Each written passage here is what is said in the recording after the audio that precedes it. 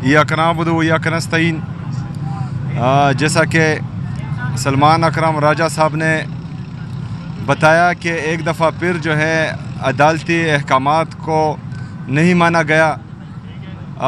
जो अदालती अहकामात थे 3 जजेस के सलमान अकरम राजा साहब के दस्तखत से जो लिस्ट आएगी तो उनको जुमेरात के दिन मिलने दिया जाए। लेकिन बहरहाल हम यहाँ आए और पुलिस ने हमें एक दफ़ा फिर रोका और वो अहकामात नहीं माने जा रहे।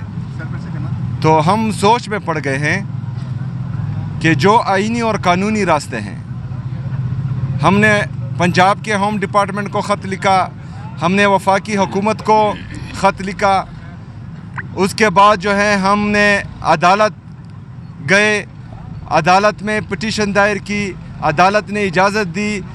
उसके बावजूद भी जो है हमें किसी आईनी और कानूनी तरीके से मिलने नहीं दिया गया। अगर फ़र्ज़ करें पाकिस्तान में आइन को रौंदा जा रहा है, कानून को रौंदा जा रहा है और कोई इतना ताकतवर है कि वो अपने आप को आइन और कानून से मुबर्रा समझ रहा है, तो फिर हम सोच में पड़ गए हैं कि हमें आगे क्या करना है। तो इंशाअल्लाह ताला तमाम पार्टी लीडरशिप इस पर एक बैठक करेगी और आगे का लायामल जो है पार्टी की मशावरत से आप सब के सामने आएगा इंशाल्लाह। शुक्रिया। अच्छा, ये बताइएगा कि कोई KPK में कोई खिलाफात जा रहे हैं, जो उसना बानी पीटे के कुछ पुराने जो रहनुमा थे PTI के, उनके हवाले से चाह रहा है, जो गवर्नर भी रह चुके हैं, स्पीकर भी रह चुके हैं, कोई खिलाफात सामने आ रहे हैं KPK में इस हवाले से? देखिए जी, बिल्कुल कोई इख्तलाफात नहीं है। तमाम लीडरशिप जो है कल भी एक पेज पर बैठी थी, कल रात को, और हमने आज के सेनेट के इलेक्शन पर जो है भरपूर मशावरत की थी। और अल्हम्दुलिल्लाह जैसा कि आपने देखा कि आज हमारे तमाम वोट्स पूरे थे, तो हमारी तमाम पार्टी खैबर पख्तूनख्वा में और पाकिस्तान में एक पेज पे हैं। सोहेल साहब, ये बताइएगा कि KP की ये सूरत हाल है कि ऑडिटर जनरल के 27 अरब के बेज़ाब्तियों के एतराज़ात हैं। उसके अलावा जो असातिज़ा की वैकेंसीज़ हैं वो एक अरसे से नहीं भरी गई और पुर नहीं की गई। जो तालीमी निज़ाम है वो भी गड़बड़ है। जो फाटा वाले अजला हैं जो जम हुए, वहाँ पर अभी तक ना पुलिसिंग का निज़ाम मुकम्मल है और ना अदालती निज़ाम मुकम्मल है। ऐसी सूरत हाल में ऐसे सूबे में मुलाकात ज़रूरी है या ये इंतज़ाम ज़रूरी है? देखिए जी, सबसे पहले तो ऑडिटर जनरल के ऑफिस इस मेगा करप्शन स्कैंडल में मुलविस हैं, जिसका जिक्र मैंने बार बार किया है। असातिज़ा की कमी है, 16,000 एलिमेंट्री एजुकेशन में हम एडवर्टाइज़ कर चुके हैं। असातिज़ा की कमी है, हायर एजुकेशन में 3086 लेक्चरार की एडवर्टीज़मेंट आ चुके हैं, जिसको भर्ती कर दिया जाएगा। यही सवाल जो है मैं आपसे कहता हूँ कि खैबर पख्तूनख्वा के इतने मसाइल हैं, तो आपने कभी वफाकी हुकूमत से पूछा कि जो हमारा NFC शेयर है उस पर मीटिंग क्यों नहीं बुलाई जा रही? जो मर्ज अजला के साथ सालाना 100 अरब रुपए का वादा किया गया था वो हमें क्यों नहीं दिया जा रहा? NHP नेट हाइडल प्रॉफिट पूरे पाकिस्तान को हम जो है फ़ायदे दे रहे हैं, लेकिन खैबर पख्तूनख्वा अपने ही जो है नेट हाइडल प्रॉफिट से महरूम है।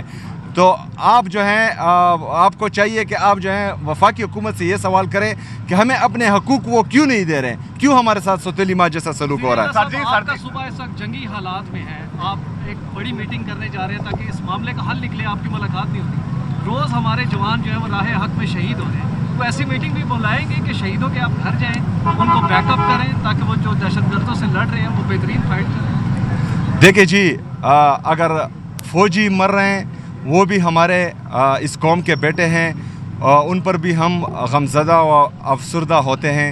जो सिविलियंस मर रहे हैं गलत पॉलिसी की वजह से, उस पर भी जो है हम गमज़दा हैं, अफसरदा हैं।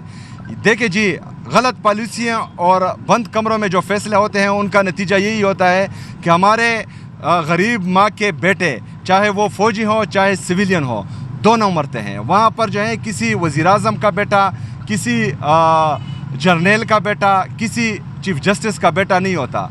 ये गरीब माँ के बच्चे हैं। चाहे फ़ौजी लड़ रहा है वो भी गरीब माँ का बेटा है, वहाँ सिविलियन मर रहे हैं वो भी गरीब माँ के बेटे हैं। मेरी बात मुकम्मल होने दें। हमारा मौक़िफ़ ये है कि बंद कमरों के फ़ैसले जिन्होंने खैबर पख्तूनख्वा में, मेरा ज़िला खैबर है, मेरा बाई गांव जो है वो वादी तिरा है, जो बंदा वहाँ ज़िंदगी में गया है ना हो वो मेरे फ़ैसले किस तरह कर सकता है? جو ہمارے وہاں کی حکومت ہیں، وہاں کی پارلیمنٹیرین ہیں، وہاں قومی مشران ہیں، وہاں کے عمائدین ہیں، پاکستان میں جو بھی پالیسی بنتی ہے یہاں جمہوریت ہے، ہمیں اعتماد میں لیا جائے. خیبر پختونخوا کا صوبہ ہمارا ہے، ہمیں تمام مشاورت میں شامل کیا جائے. اگر فرض کریں اس کے بعد کوئی پالیسی بنے گی تو اس کے مثبت اثرات ہوں گے، منفی اثرات نہیں ہوں گے. 2004 سے لے کر آج تک جتنی بھی پالیسیاں بنی ہیں بند کمروں میں بنی ہیں، نہ ہی آپ کے ملٹری آپریشن جو ہیں کام آ رہے ہیں، نہ ہی آپ کے انٹیلیجنس بیسڈ آپریشن کام آ رہے ہیں.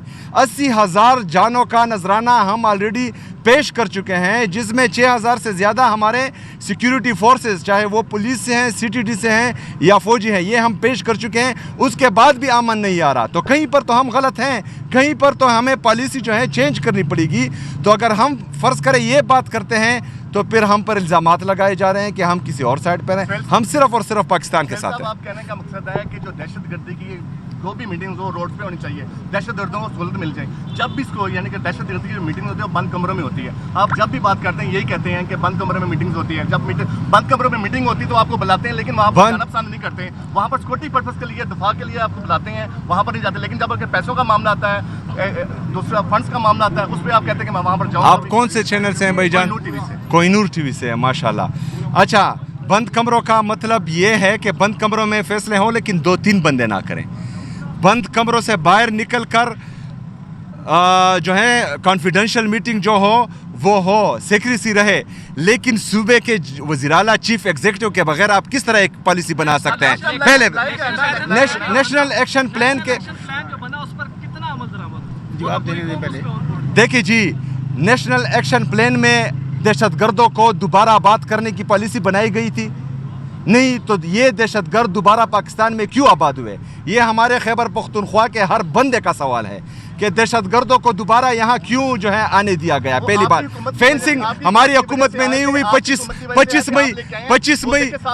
مئی آپ دیکھیں اس میں وزیر اعظم کے دستخط. آپ میرے ساتھ بحث کر رہے ہیں کہ میرے سوال بھائی جان آپ کو انہوں نے بھیجا ہے، آپ بات سنیں، میری بات سنیں بھائی جان، سنیں نا میرا جواب جو ہے آپ ان کو سنائیں. آپ خود سنائیں گے کہ ویڈیو سے ان کو پہنچ جائے گا. میرا بات سنیں. دیکھیں جی، ایک بندہ آتا ہے، وہ فیصلہ کرتا ہے کہ ہم نے پرائی جنگ لڑنی ہے، یہی لوگ جو ہیں ہیرو اور مجاہدین بن جاتے ہیں. دوسرا بندہ آتا ہے، وہ فیصلہ کرتا ہے کہ آپریشن ہوگا. آپریشن ہوتا ہے 2018 میں جو ہے ان علاقوں کو ڈکلیئر کر دیا جاتا ہے. تیسرا بندہ آتا ہے، وہ کہتا ہے کہ ان کو دوبارہ جو ہے ان کی آبادکاری کی جائے اور ان کو جو ہے دوبارہ خیبر پختونخوا میں لایا جائے. چوتھا بندہ آتا ہے، پھر کہتا ہے کہ آپریشن کیا جائے. خیبر پختونخوا لیبارٹری نہیں ہے کہ جو جس کی مرضی ہو وہ وہاں پر وہی ایکسپیریمنٹ کریں. خیبر پختونخوا غیور پختونوں کا صوبہ ہے.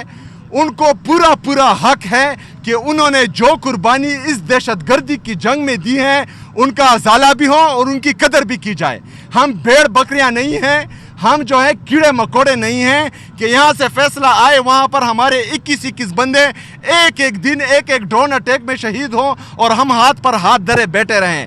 ہمیں نیشنل پالیسی میں شامل کیا جائے. ہمارے ساتھ جو بھی فیصلہ ہو، جو بھی پالیسی بنے، اس میں خیبر پختونخوا کی حکومت کو، خیبر پختونخوا کی عوام کو، خیبر پختونخوا کی پارلیمنٹیرین کو شامل کیا جائے. ہم اس ہر پالیسی میں انشاءاللہ تعالی وفاقی حکومت کا اور سیکیورٹی فورسز کا ساتھ دیں گے. شکریہ.